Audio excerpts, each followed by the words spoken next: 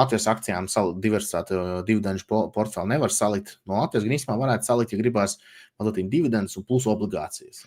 Bet, man gribētos, ja man šobrīd jāizvēlās, piemēram, obligācija ar 8% vai akcija ar 8% dividendu ienesīgumu, man kaut kā es pats liecos uz akcijām, tāpēc, ka akcijām ir potenciāli šis te pieauguma upside. Ja, protams, ja atnāks galīgi šie sliktie laiki, ja, tad, visticamāk, obligācijas tīri normāli izrulēs, akcijas var ciest, bet, no tāda, tur, kur ir upside, ja, tad obligācijām vienmēr ieguldot, tev maksimālais upside ir tas, ka viss notiekās tā kā plānots.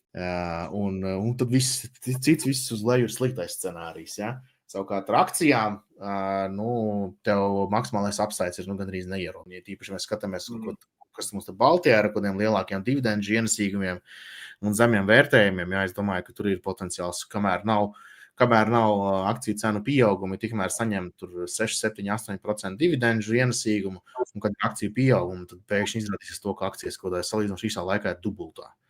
Un tad tu paskaiti kopējo ienesīgumu dažu gadu periodā, un ja tev tur, piemēram, sanāk 15, 20% gadā, wow, super.